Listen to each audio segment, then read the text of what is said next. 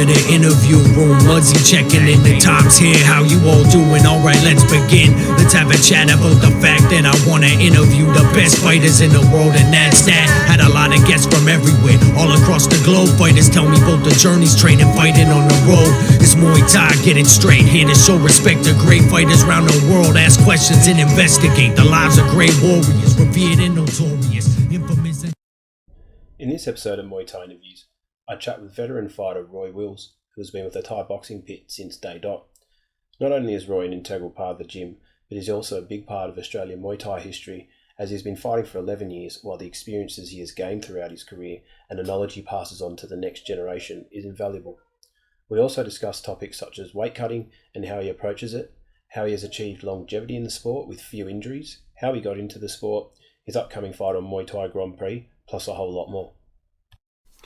Hey guys, what's cracking? Mudzy back again, and I'm here with my next guest, Roy the Rebel Wills. How are you, brother? Good, man. I'm good. How are you? I'm excellent, man. I'm excellent. How's the meal prep going? Like we were just chatting about. Yeah, man. Nah, it's going good. Pretty boring. It takes me a few hours to get it all done, but it's worth it, you know. What are you feasting on this week?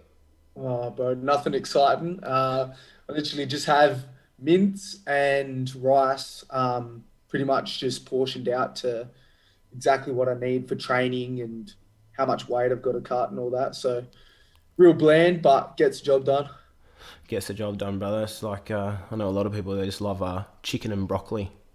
Oh, yeah, man. See, I can't do the broccoli, bro. At least, like, with the rice, you can put a little bit of sauce with it, you know? Yeah. Like a little bit of flavour. Yeah. So, mate, take us back to where it all began. How'd you get into the sport at such a young age? So pretty much, back when I was in kindergarten, which is, I think I was about 5, 6 years old back then. I became real good mates with Toby Smith, who I'm sure everyone listens to this would know very well. Yep. Yeah, me and Toby were pretty much best mates back in kindy, and our parents met, as we'd always, want to go over each other's house, play and all that. And Blair ended up saying to my parents, instead of trying Oz kick, which is massive in Australia, for the young ones, Blair suggested, why don't I come down and try Muay Thai? Which my parents were like, yeah, sounds good. And pretty much did it as a young one for about the next 6 years, give or take. Toby and I, we did countless demonstration bouts together in the in Blair's old training sheds, and yeah, probably 20 plus of those. So before I'd even had a fight, and yeah. The famous shed. I've heard so many stories about that place. Oh, there's been multiple. When I first started, Blair was in Jarradale training out of like an old, I think he used to rent out a real old church. It had like wooden floors. Blair had all his Muay Thai, Muay Thai gear, his own stuff. I remember kicking tires, like car tires in that place for shin conditioning. Yeah. I was like a 6-year-old, and then Blair had a gym built at his house in Jarradale, out the back of his shed there, and trained there for a couple of years, I think. Another one in Cardup, and then his most famous one was in Forestdale, but I didn't go there until I went back to Muay Thai. Was that the one in Lofty Street? Yeah, that's the one. Yeah. That's right. Yeah. Yeah. I went there once, but it was at night time. I didn't even see it. Yeah, that setup was awesome that he had there. Yeah, he had like a massive outdoor ring built, which is like kind of like, I guess he tried to emulate the stadium styles, Yeah. Just had like a tin roof over it, all open sided. It was awesome. Mate, they're some of the best gyms in Thailand. Just the very, very basic chickens running around under the ring with soy dogs and cats just lazing around everywhere. Yeah, cool, man, for sure. Now, interesting fact, while you were in Muay Thai for a little bit when you were younger, you used to play in a band. Apparently, you used to have long hair and be a bit overweight. Tell us about that. Yeah, the dark parts of my history. So after I had done Muay Thai for about 6 years when I was real young, I played footy for a while, and obviously came into my high school years. Met a couple of other boys at high school um, who played guitar, and one of the courses at our high school was music. So I joined that and joined the drumming side of things. And I was a massive fan of heavy metal Yeah. back then. So I still am, but not so much. But yeah, I was really inspired to learn the drums, which I did. So grew my hair out long, and me and the other boys that I met at high school, we formed a little band. Yeah. Who were you, like when you had your band going, being back in high school and that, you would have had a lot of influences. So like what bands, what groups were you trying to base your music off? 100% Metallica. Yeah. Yeah, Metallica. That was our thing. We pretty much knew most of their like main good songs. Yeah. I'm talking 20 plus. We could all play all of them off by heart. So I even got a drum kit that was like pretty much identical to Lars Ulrich's drum kit. Yeah. The one he used in the Seattle shows there. I can't remember the name of it, but we had the DVD and he used this big double bass white timer. Had Timer, about yeah. yeah, eight toms all coming off of it, like five cymbals. Yeah, yeah, I loved it. It was awesome. He could have been a professional tennis player. Yeah, I heard that. Yeah. Yeah, yeah. But Probably why his legs are so good, but being in a for band, drumming. being in a Yeah, band and all the stuff that they get up to probably sounds a lot more interesting than just being a tennis player, to be honest. yeah, I bet. Yeah, So, I want to talk about like you've been in the sport for almost around 20 years now. I want to talk about yeah, longevity and how you managed to stay so active, not only fighting but training. Because a lot of people, they don't last 20 years, but you seem to, just you're still here, you're still training as hard as ever. You haven't lost yeah, anything. yeah. I think like it comes down to a combination of things. Obviously, it comes down to the drive to want to do it for a long time, and the drive to want to compete and the passion. That's got to be there. But also, I think being very smart about your body Yeah, in kind of all aspects. So, being smart about the way you train, about the way you recover, how you cut weight, all that, your diet, like they all kind of come together. And if you can kind of get a handle on each aspect fairly well, I think you'll be able to have a long career. For myself, I think I definitely lucked out a lot with, in terms of injuries. Like never ever really had any significant injuries that have kind of set me back. Never broken bones, never had to have surgeries or anything, which I think's gone a really long way in like helping me kind of stay at top shape throughout my career. yeah, You hear a lot about other guys and they're like going so well and then bang, they need a knee recon for some reason and it kind of, if they do come back, maybe they're not the same. Like it just, yeah. can put a dampener on a lot of people's careers. So I feel like in that regard, I've been very, very lucky. In other regards, maybe I haven't been so smart. I never ever really looked into diet or anything like that, which I think's a massive important part of longevity in a career. Yeah. Diet, cutting weight. Yeah. So I think the combination of everything now is what I attribute to how I've got been in the sport for so long. And you, like you said, you've been fortunate not to have too many or major injuries. What would you say is the worst injury or the worst setback you've had? Yeah, definitely. I remember fighting. I can't remember how many years ago now, but it was the Rebellion show where they fought the Fit X 8-man eliminator, and it Yeah, was at the convention center in Melbourne. Um, I fought Natsark, I think his name was, in the second round of elimination. So I beat Joe Concha in the first round, yeah, and then I fought Natsark in the second round, and he absolutely obliterated me. Gave me my first 8 count with a head kick. But yeah, and I think it was in the second or third round, he landed a wicked left kick. He was a southpaw, so yeah, left kick as I went for right cross, and it actually detached the muscles between my ribs, my intercostal muscles, Shit. From my rib. Yeah, so that was I think a good 5 months of basically not being able to do much because you can't put your ribs in a cast, you can't do anything really. So that was about 5 months of just yeah, not training, just letting it heal properly. That would have done your head in a little bit. Yeah, and like I remember, I remember instantly after that fight, I got so sick, like cough, like with a chest infection, and like every time I coughed, it was like agony, man. So yeah, it wasn't very comfortable, you know. No, And and I think for about I reckon a good month or 6 weeks, I'd say every time I'd moved too suddenly, oh yeah, I could feel the muscle just really like almost popping off the bone again. shit. So yeah, it was that was definitely my worst. And you wouldn't have been sleeping very well either, because every time you wake up to roll over or move over, you just have that agony again.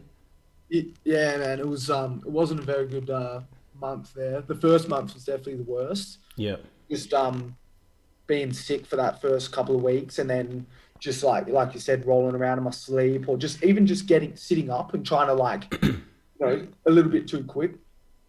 I think I'd be in agony, you know. yeah. Is like, and because you've been training like, and you've been in the sport for 20 years. What's the longest layoff you've had? Like, have you ever from training and fighting, like, have you ever taken like a year off, or sort of like, sort of maybe got a little bit stagnant or a little bit over it for a bit, and then you've had to take some time off and then come back to reignite the passion? So I did it for about 6 years when I was real young. So from about 5 or 6 to about 12, Yeah, and then I came back when I was 15. So I had about 3 or 4 years off there, yeah, which is where I played footy and all that. But not including that, I think 6 months was probably my biggest break, maybe. And it was probably that rib injury, to be honest. yeah, Other than that, I've had, 2 month breaks, 3 month breaks here and there. yeah. Maybe after a busy couple of months fighting or whatever.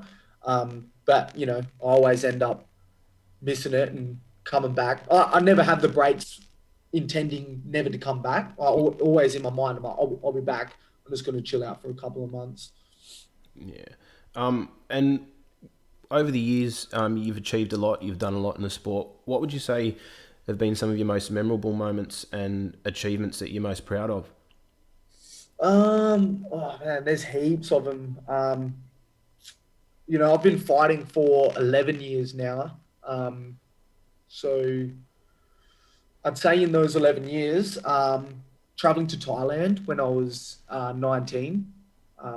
That was the second time I've been there. We went to the Khao Sem Rit camp. Yeah. I stayed there for 2 months and lived there, trained there. Toby was there at the time as well, so that was real cool. Me and him there together, When I was there, I got to fight at the old Lumpini Stadium. Wicked. Um, yeah, that was awesome, man. Like honestly, never experienced a crowd like that before. Um, when we got there, because it was my first fight in Thailand. Toby was saying to me, he's like, "Oh, look, man, they have small shows here, every now and then. So the crowd will probably be like only a quarter full, and just still experience it. But I don't think it would be that like big of a show. Yeah. Anyway, we got there, and it was like 3 quarters of the stadium full. And whoa, he's like, man, he's like, who's the main event? And when he heard their names, he was like, far out, man, this is like actually a decent show. And uh, in Thailand, you know how they have the main event kind of midway or just after midway. Yeah, they have to say if they have like 10 fights, it'll be like fight number 8. Yeah, I Yeah. was fight right after the main event. So a lot of the gamblers that maybe had lost money on the main event or anything stayed, and they were pretty loud during my fight. So yeah, that was super memorable in my career. Yeah. And then I'd say on home soil, there's also been a couple here, fighting like a lot of international guys that have got flown over. But like, I remember when I was first started and watching Dane Daddy Cool fight. Yeah. When I first started, Evolution was massive on Foxtel all the time. So I'd record the shows, and pretty much on every single one, Daddy Cool was on there, just having absolute wars, knocking people out. And then when he moved up in weight to from 57 to 60, 61, and he started clearing out that division, I think that was about the time when I was obviously at that weight. And as soon as he made the move, in my head I was like, oh, that's he's the pinnacle. Yep.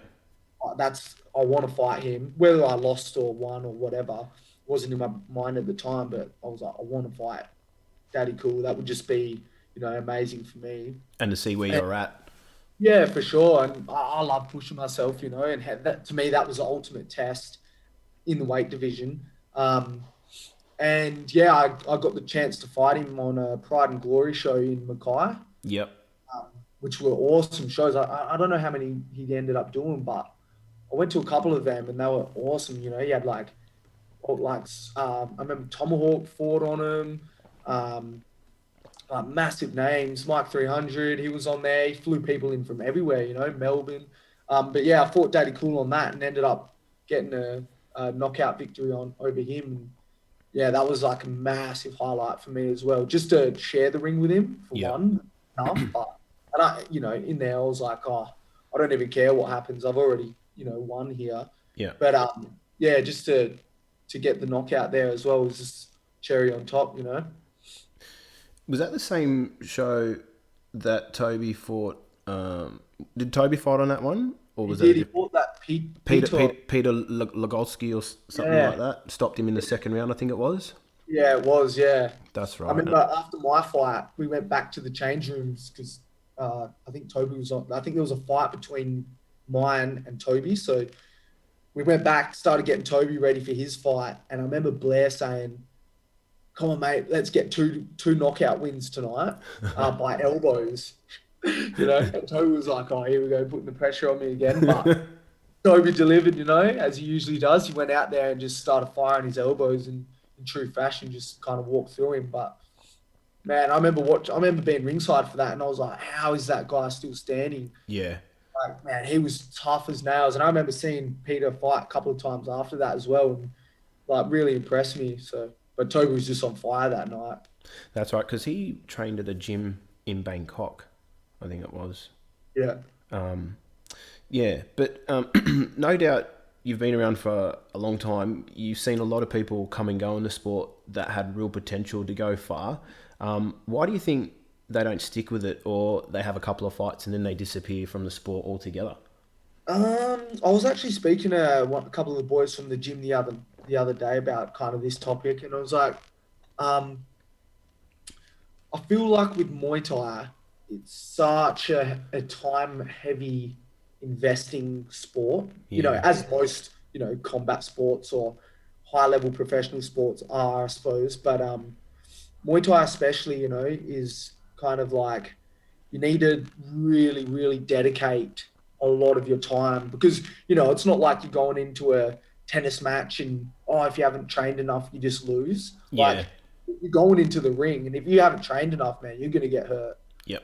You know what I mean? Like, you actually put your body on the line. So I feel like there's no way to get around how much time you've got to put in to be successful. And that, I feel like, is the number one factor that gets in the way of a lot of people. They might have 5, 10 fights, even 20 fights, and they'll be really good. They'll show a lot of promise. But all of a sudden, they'll be like, say if they're young and they've had 10 fights, 18, just moved out of home, start renting with a mate, and they're like, oh man, I need some money. So they start working because, as everyone knows here, everyone needs money to live. Yep. And I feel like, especially at a young age, finding that balance between trying to work full time and train Muay Thai is just really difficult.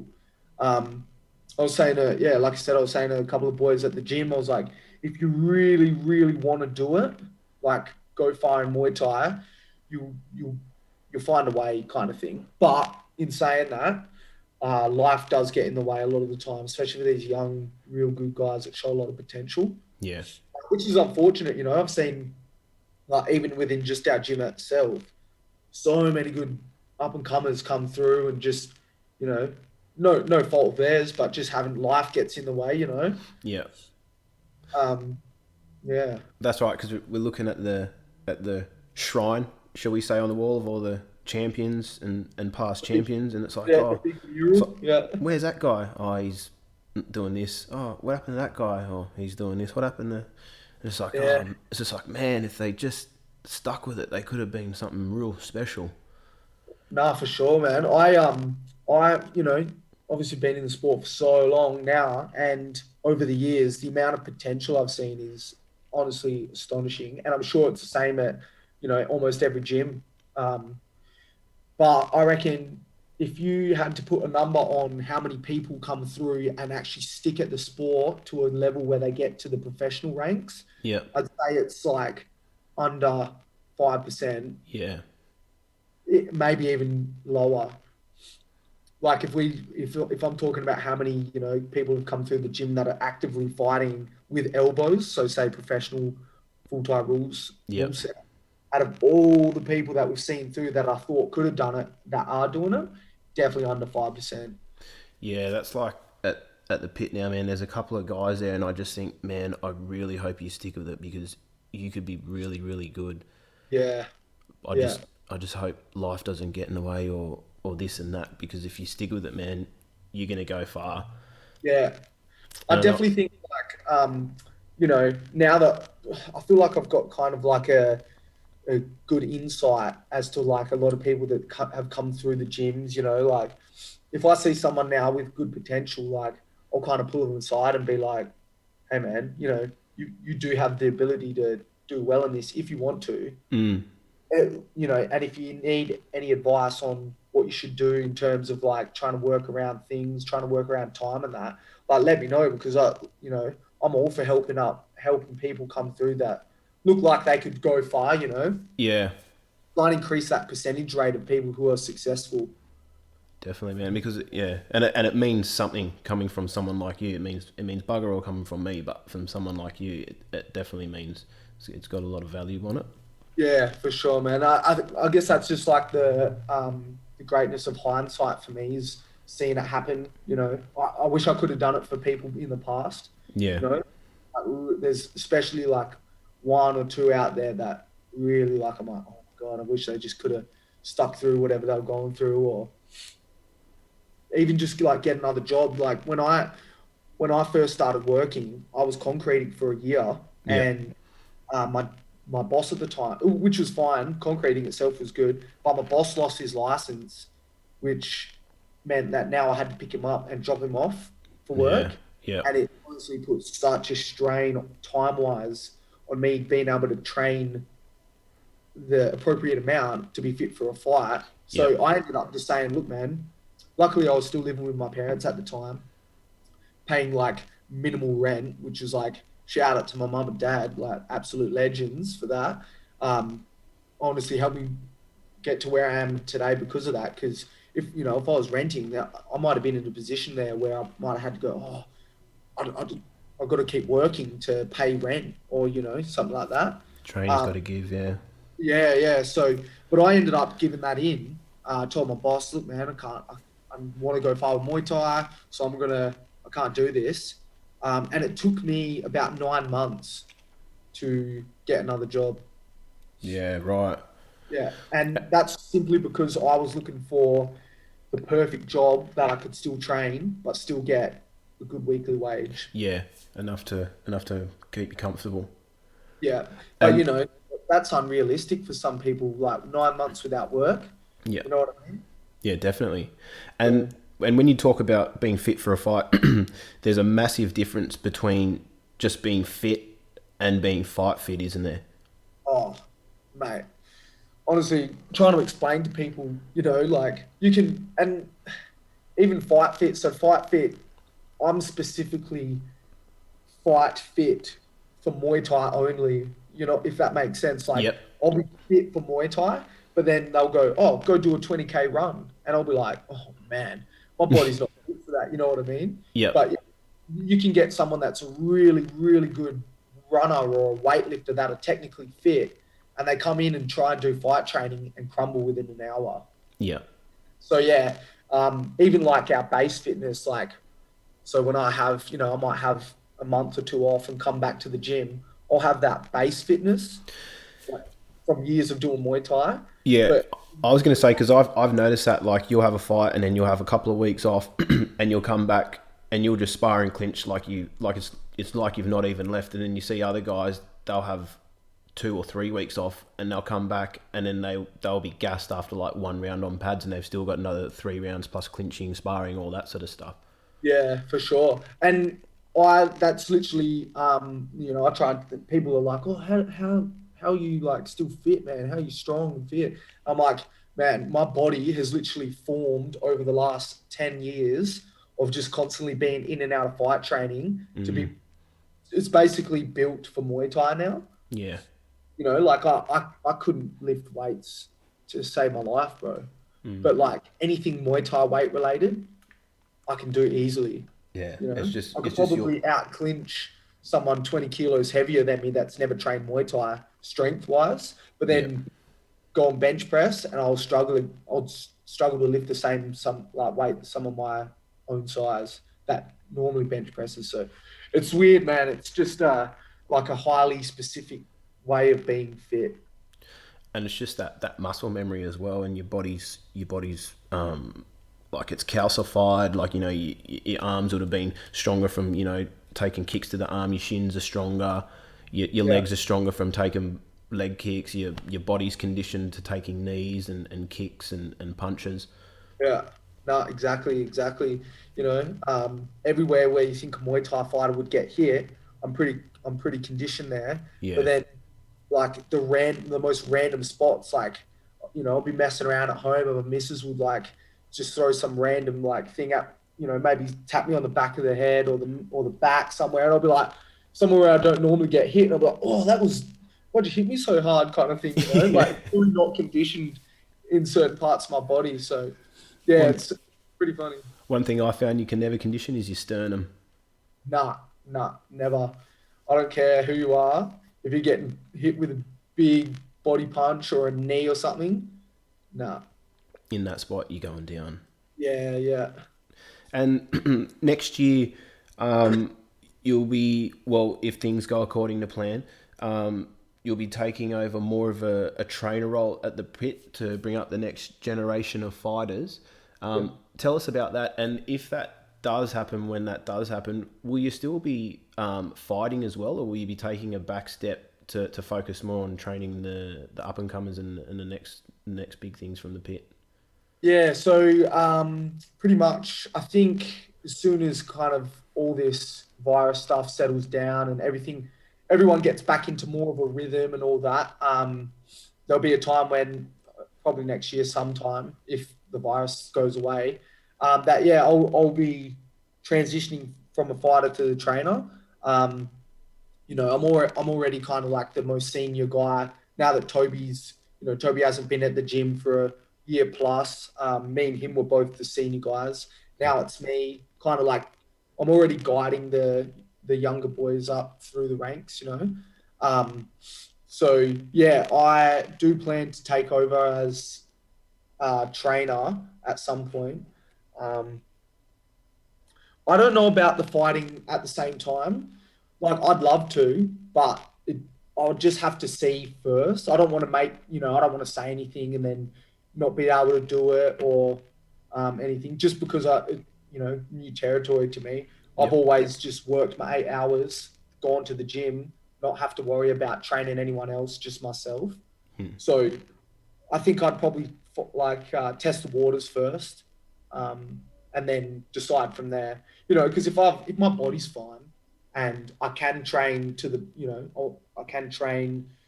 ability where I can be fight fit, then I'll probably do it, man.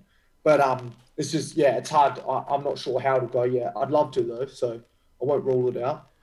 Just do what the Thais do when they're training, mate. Just do a half-assed 5K run and just 20 kicks on the pads and a couple of sit-ups and you'll be good to go, brother. Yeah. They smoke ciggies and all, so Yeah. Smoke ciggies and drink I can do Sangsom before and after training, you'll be right. Yeah. Nah, but no, I'd love to. I'll definitely still be in the gym training. Clinching, sparring and all that. So if I can find the time to do everything else as because part of the taking over will be taking the beginners classes and the intermediate classes and stuff, and even doing PTs and all that. Yeah.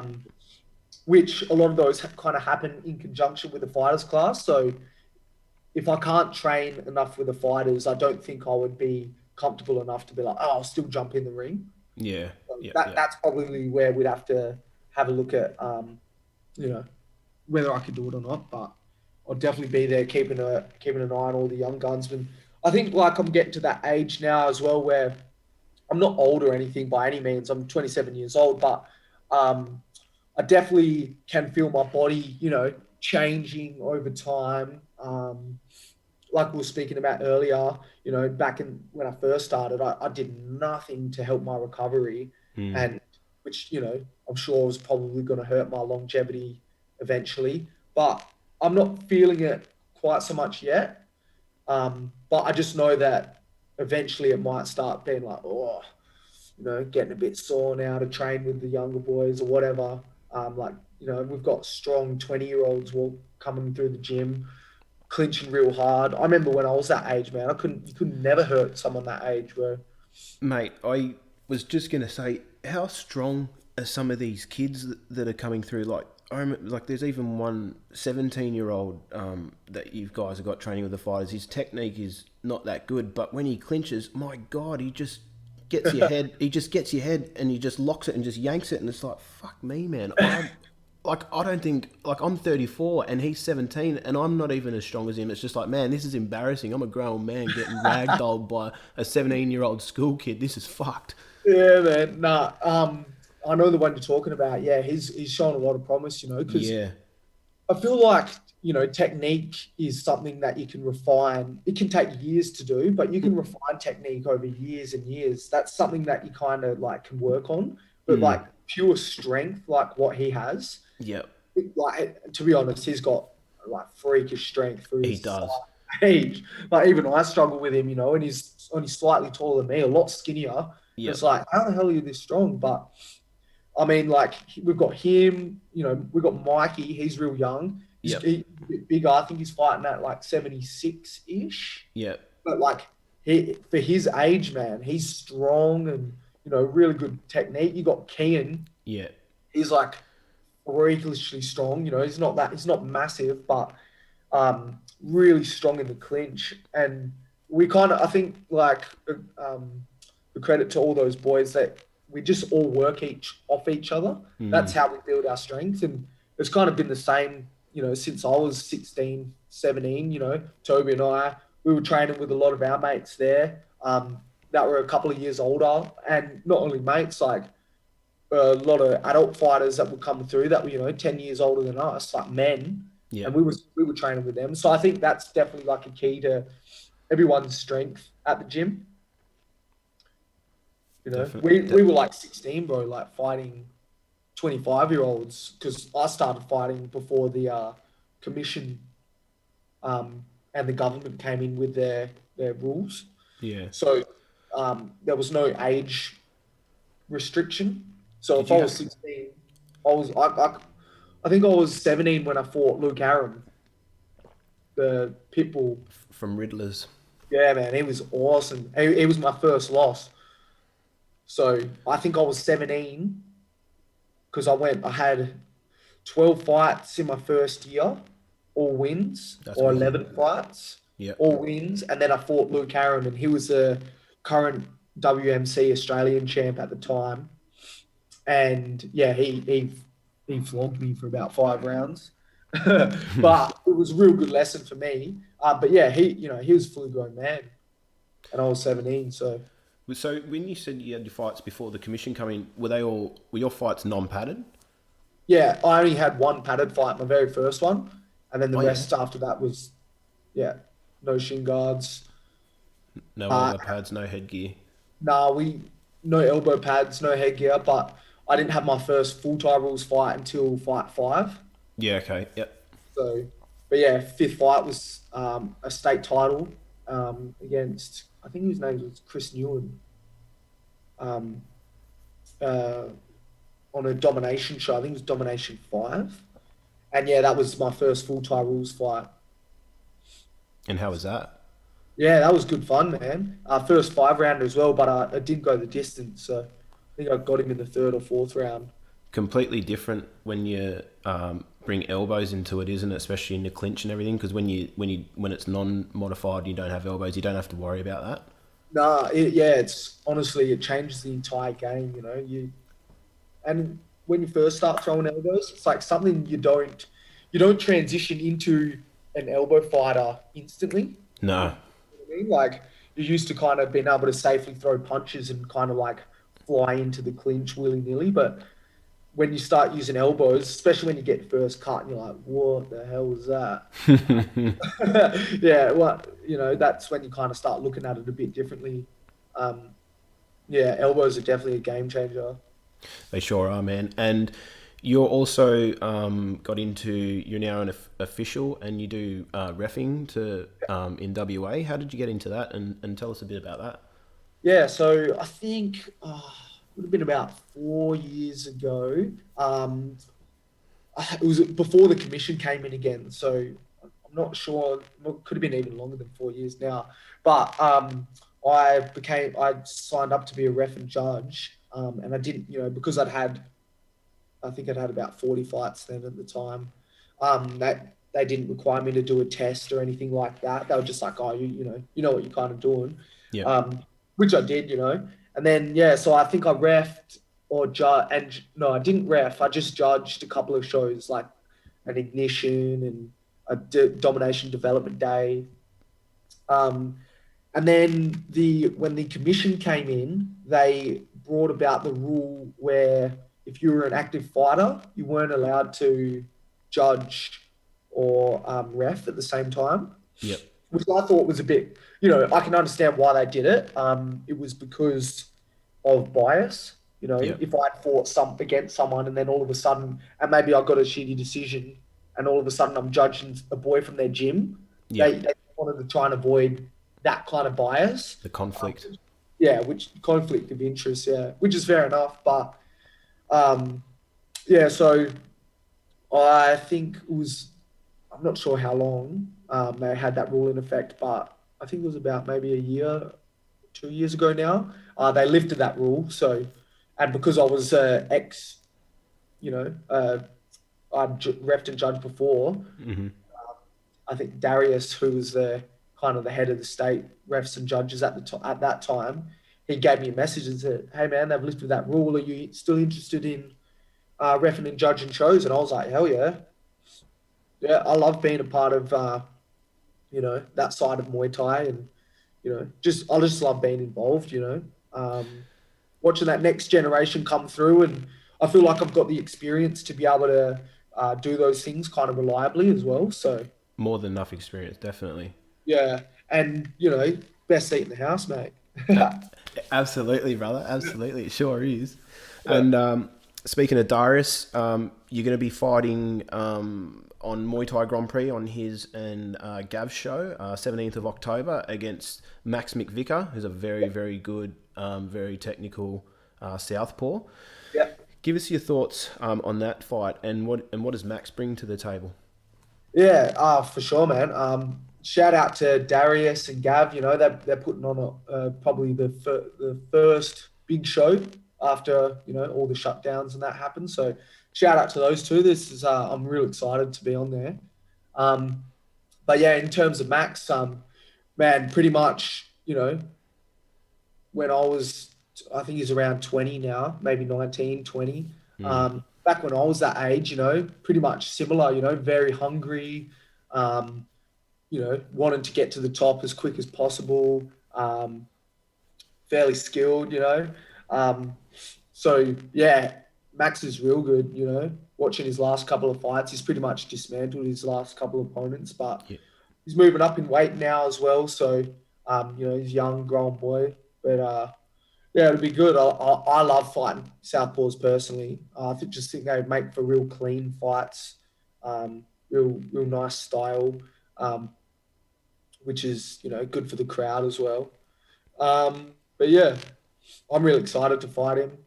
I'm more than happy to give, the up and comers the opportunity for a crack at the top, because when I was that age, the guys at the top gave us the opportunity. Whether we won or lost, it was just good to be able to get up there and see what we had against the top boys. And now the kind of roles have switched, and I'm more than happy to accommodate. And it's just good because it just raises the level of fighters in the state as well. Max is the future. When in another 5-10 years, whatever, if he's still going, he'll be the one kind of at the top at that point. So yeah. And I think what a lot of people don't realise is Max has had well over 100 amateur fights, so he's got a lot of credentials. Even though because he's like yourself, he started training and fighting. Well, he started training, but I think he's also started fighting when he was quite young. Like you trained for five or so years before you had your first fight. Max trained, and then he's been doing it from a young age. Yeah, and it's going to make for a very good stylistic matchup because you have that typical aggressive walk forward pit style, whereas Max likes to play the counter game. He likes to play the waiting game. He likes to see what your opponent's going to do and then counter attack. So it's going to make for a very good, very interesting, very intriguing matchup to see whose style is going to come out on top and who's going to impose their will. Yeah, no, definitely. Watching Max's last couple of fights, he's very explosive and real smart in the ring. So yeah, it'll be a good fight. I feel like I can be the same. Whether it's aggressive, sometimes I'm aggressive, sometimes I'm a counter fighter as well, depending on who I'm fighting and how the fight's going and that. So yeah, I don't know how the fight will go at the moment, like who will be the aggressor or not, but we'll see when we're in there, I guess. Absolutely, mate. Absolutely. And both your parents, Graham and Tammy, massive supporters of what you do, and they often come, more often than not, they're at most of your fights when they can. Yeah. But an interesting fact is your mother, Tammy, she never actually watches your fight live. She'll always see you do your wire crew, and then once you've done your wire crew, she'll go outside and wait until the fight's over to come back in. She gets a bit nervous, does she, with her baby boy? Yeah. Must do. Yeah.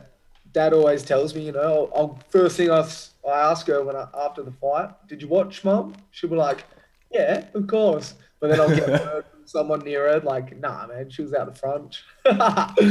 Well, that's kind of a little tradition now, I guess. Yeah, because it was funny because someone told me about that when I was actually standing near them when you had your fight on. It was actually Muay Thai Grand Prix when you fought Lotus, I think it was, last year. Yep. And one of the guys was like, "You watch Roy's mum never watches him fight." Interesting fact. And sure enough, I was watching you, was looking at her, and then you done your waiku, and then she's just walked outside slowly and like, time for a ciggy. and then the fight ended, and she'd come back in, and everyone's like, "Yeah, you won!" So she was all happy. Yeah, for sure. No, I can, I always try and tell her, like, Mum, I'm gonna be fine. Nothing, like, honestly, nothing bad is ever gonna happen. Even the worst case, right? I get knocked out. I wake up when a couple seconds later, fight's over.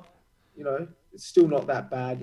It's just a part of the sport. And but yeah, I don't know. I guess I've never been in a position where I've had a child fight.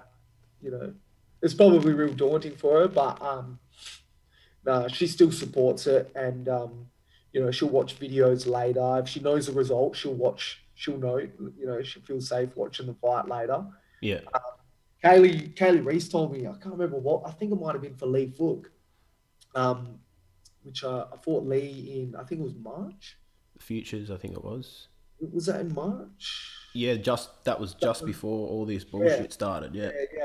Yeah. So Kayla Reese actually came up to me after that fight and said, "Your mum watched some of that fight," and I was like, "What?" And I know for a fact that it's simply because Mum loves Lee Fook. Oh, I was like, yeah, of course you watched Lee Fook fight. But yeah, so I think that might have been the first time she's watched it.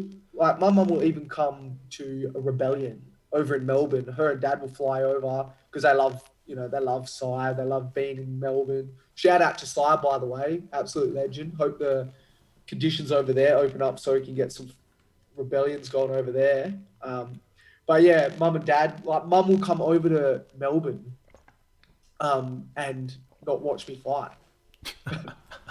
It's like, Mum, you just paid for, however much the plane ticket was, and you're still not going to watch me fight? That's the least you can do. Yeah, come on. But yeah, it's a bit of a tradition now. So She watches everybody else except you. yeah. Yeah. Over the years, like with your body changing and adapting, how have you, as your body, have you with weight cutting, have you changed, like has your methods changed over the years as your body has changed? Bro, totally. When I first started, like young, 16, 17, 18, 19, like I couldn't put weight on, man. I could eat anything. And I, because I was, one, because my metabolism was real good back then, and two, just because of this sheer amount of training we were doing. Yeah. Like I just couldn't put weight on. So when it came to weight cutting, we had no method. We just used to, the week before the fight, stop eating. I mean, not completely, but basically just eat real minimal. Mm-hmm. Stop drinking water, a couple of days out pretty much. And yeah, we'd make weight just by going into the sauna. Yeah, which was, now there is no way in hell I would recommend that to any new fighter. You know what I mean? But I feel like the knowledge of weight cutting has grown exponentially in the last couple of years. Like now myself, I ended up speaking to a guy, Daniel Peckett, shout out to him, who gave me, he's just super, super knowledgeable guy about everything kind of food, just getting in super good shape. And basically he tailored a diet really specific to my weight, my goals, and how much I can train, Yeah. which honestly has changed the game in terms of weight cutting. And the thing is, like, I only got onto that a year ago. So to be able to like tell the young up and comers now, and be like, boys, sort out your diet with someone who knows what they're talking about, I feel like is probably some of the most valuable advice I can give to any new fighter and old fighter even. That nutrition side of things is next level, and just the knowledge that some people have about it now is yeah. Have you ever had, over the years, any really bad weight cuts? No, not personally. I've never had any bad like real bad weight cuts. So I've usually made weight pretty well over the years. Never really struggled. Like I've only ever thrown up once after a weight cut, and that was simply because drank. I just drank my hydrolyte so quickly, like just too quickly, and my body just kind of rejected it. But other than that, no. I've seen people around me, back in the day, just cut just a little bit too much weight on the day. But no, never any real horror stories. Just kind of, yeah. I've had a couple of funny ones, like Barry Oliver and I went and fought on a show. I can't remember the name of the show, up in Orange in New South Wales. But our flight was delayed by like 4 hours, and the venue was 4 hours away by car. So we landed, and basically we landed at weigh-in time, or maybe a couple of hours before. So um, Barry's wife, Simone, they got a hire car and basically flew us up. She flew us up as quick as we could, but the whole car ride we had the heater on. Me and Barry Oliver sitting in sweatsuits, just absolutely trying to cut weight because we were like, man, there's not going to be any saunas open in this. Like, we were literally out in the bush, bro. Yeah. I was like, there's not going to be any saunas open. So we're just going to have to sit in this car. And like Toby was cornering for Barry and I, and Toby and Simone pretty much just had to deal with the most horrific car ride ever. Me and Barry are sitting in the car, just emptying our sleeves of sweat onto the floor. And I'm like sitting there trying to like, oh, if they charge you for like any damages to this car, like let me know. As I'm like emptying buckets of water out my sleeves.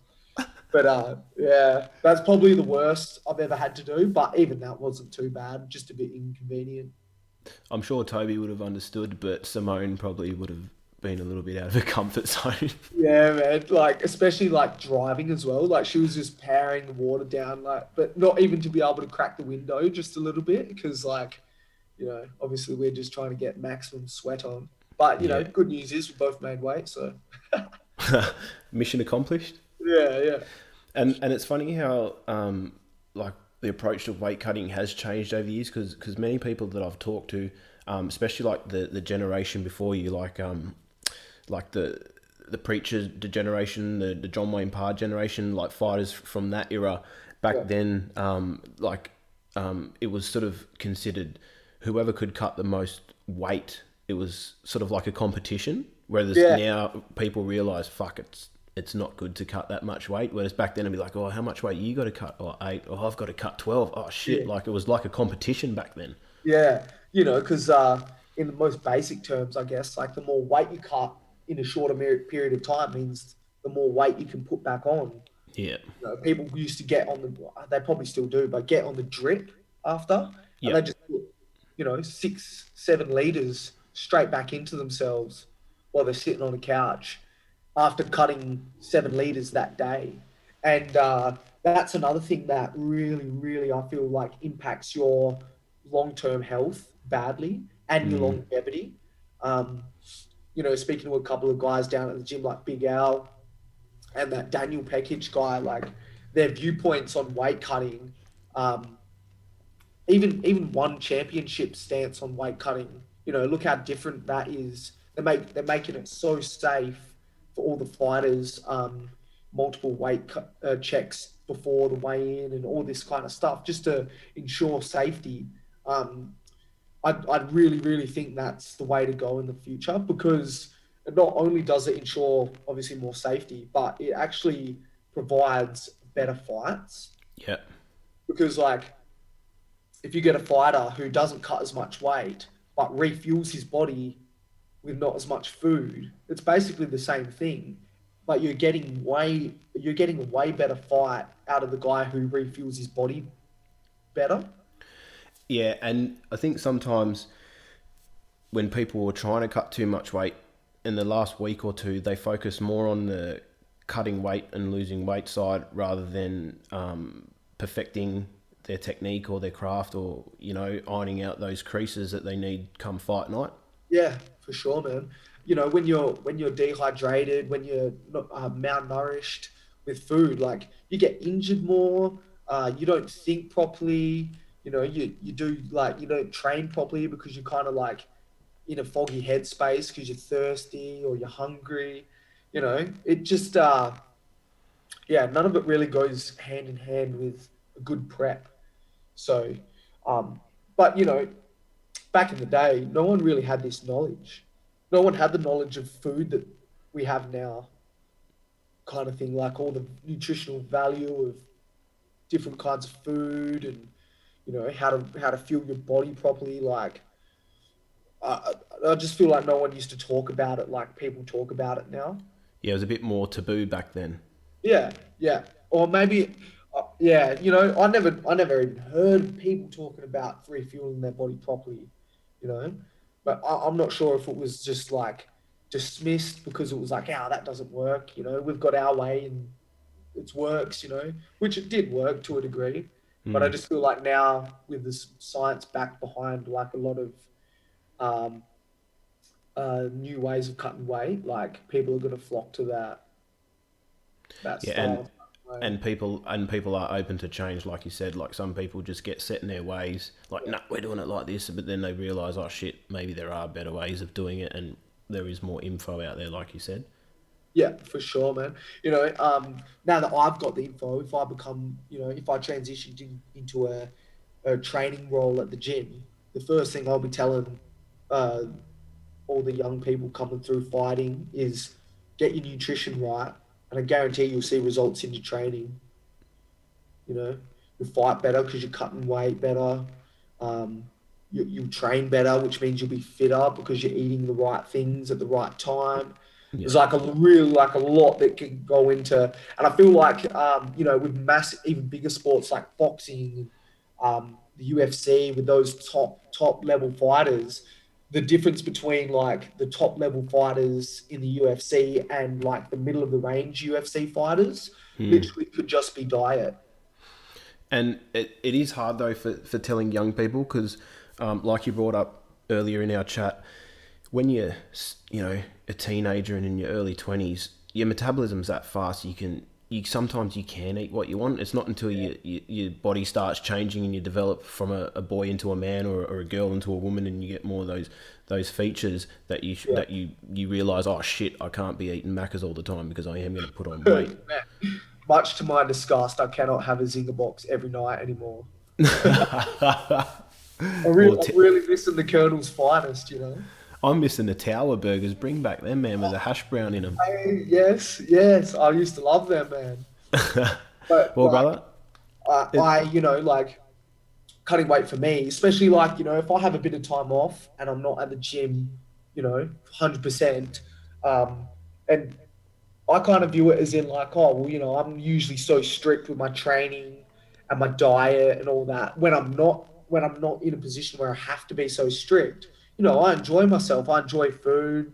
I'm part of like all the burger pages on Facebook. They scope out like where the best burgers are around Perth City. I'll yeah, literally make a list and be like, all right, this week I'm getting a burger every day of the week for lunch from all these spots.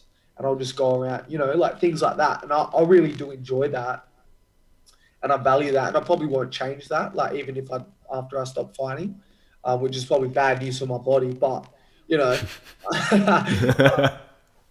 at this stage, like I used to be able to do that and train at the same time and cut weight. Now, no way. yeah, you And can. that's just because I'm getting a bit older. My body just doesn't break down food like it used to. Metabolism slowing. Man, I hate that metabolism thing, bro. It, Yeah, it gets worse as you get older, mate. Believe me. I know. Well, dude, this has been a wicked chat. Before I let you go, if people want to follow you or sort of follow you with your fight progress and your training and that sort of stuff, how can people get a hold of you? Yeah, for sure, man. I've got a fighters Instagram page that I post basically just training updates, upcoming fights, all the boys at the gym, anything our gym synergy related. It's Roy the Rebel. I think it's Roy underscore the underscore Rebel.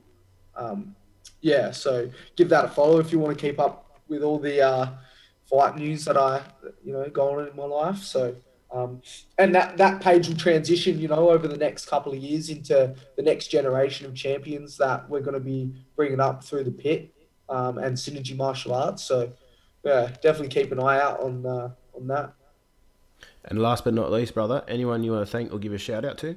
Yeah, well, I think my missus would probably smack me over the head if I didn't at least give her a quick shout out. But nah, my missus just said, oh, I definitely wouldn't be able to do this sport to the ability that I've been doing it for the last, 2, 3 years, which I think has been my best, some of my best years in Muay Thai. Um, you know, due to her just helping me out and being, knowing that I'm so dedicated to a sport like Muay Thai. It can be hard on, some relationships. Some people just, don't understand the time commitment that it can take for a fighter to be at this level. But she's great with it. Helps me out so much. Always looking for ways to help me out. Yeah, she's wicked. My mum and dad, through the years, especially when I first started, when I was 16, 17, didn't have a license. They were the ones getting me to training all the time.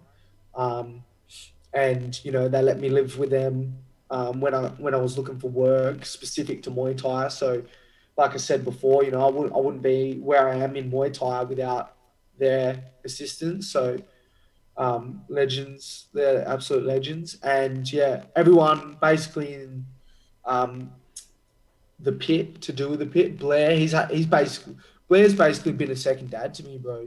Like for the last 10 years, I've been at that gym just as much as I've been at home, and part of the way that I am today is because of the people I grew up with and what I learned at the gym. So massive shout out to Blair, Clint. He's been there for years, molded me as a fighter and as a person.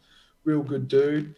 And Toby, growing up with Toby, definitely attribute a lot of my career and just me as a person to him as a mate. He was best man at my wedding, and he's a brother to me. And everyone else at the gym throughout the years who's basically helped me train and become the fighter I am.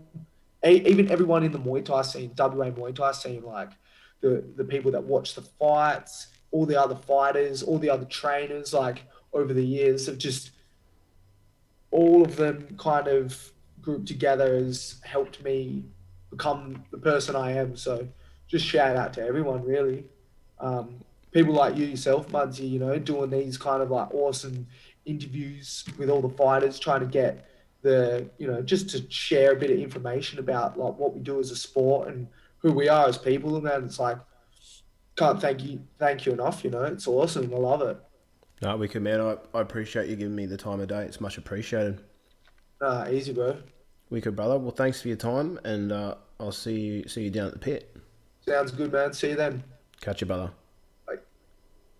I'll ask so you can answer and explain to me the history I had to throw a vicious knee. I got a passion for the art of 8 limbs, I'm just asking from the heart. So as I conclude this interview, thanks so much for sitting through. Love to all the fighters and the folks that listen, this for you.